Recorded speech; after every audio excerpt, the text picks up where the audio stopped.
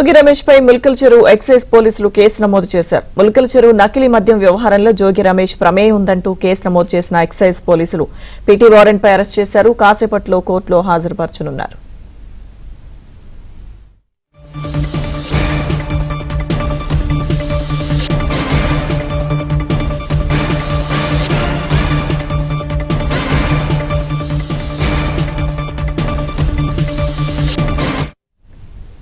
జోగి రమేష్ పై ముల్కల చెరువు ఎక్సైజ్ పోలీసులు కేసు నమోదు చేశారు. ముల్కల చెరువు నకిలీ మద్యం వ్యవహారంలో జోగి రమేష్ ప్రమేయం ఉందంటూ కేసు నమోదు చేసిన ఎక్సైజ్ పోలీసులు పీటీ వారెంట్ పై అరెస్ట్ చేశారు. కాసేపట్లో కోర్టులో హాజరుపరచనున్నారు.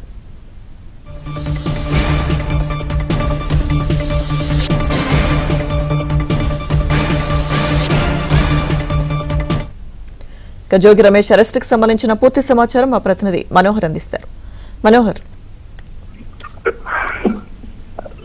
లక్ష్మీదుర్గ ముల్కల్ చెరువు నకిలీ మద్యం వ్యవహారం కేసులో జోగి రమేష్ పాత్ర ఉందంటూ ముల్కల్ చెరువు ఎక్సైజ్ పోలీసులు అతని పైన కేసు నమోదు చేయడం జరిగింది. అయితే ప్రస్తుతానికి జోగి రమేష్ ఈ కేసుకు సంబంధించి ఇప్పటికే అరెస్ట్ అయ్యి నెల్లూరు జైల్లో ఉన్నటువంటి నేపథ్యంలో కోర్టు అనుమతితో అతన్ని పీటీ వారెంట్ పైన అరెస్ట్ చేసి సమ్మలపల్లి కోర్టులో హాజరుపరిచేందుకు ముల్కల్ చెరువు ఎక్సైజ్ పోలీసులు సన్నద్ధమయ్యారు. అతన్ని ఈవేళ తీసుకొచ్చి ఇక్కడ సమ్మలపల్లి కోర్టులో హాజరుపరుచున్నారు. కోర్టులో హాజరుపరిచిన తర్వాత కోర్టు అతనికి రిమాండ్ విధిస్తుందా లేక ఏంటనేటువంటి విషయం అయితే తెలియాల్సి ఉంది.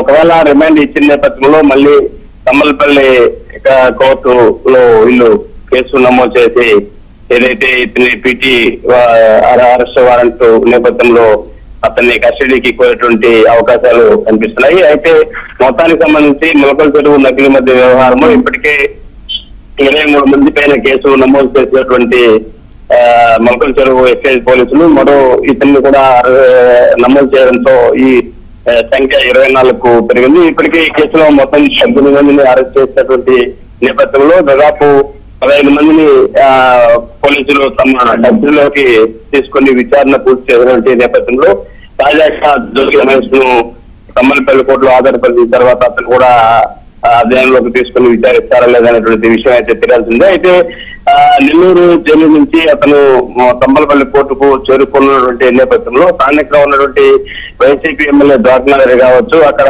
సమ్మలపల్లి నియోజకవర్గానికి సంబంధించినటువంటి వైసీపీ నాయకులు శ్రేణులందు కూడా భారీ సంఖ్యలో సమ్మలపల్లి కోర్టు వద్దకు చేరుకోవడంతో కొంత హడావుడి కదలైందని చెప్పాలి.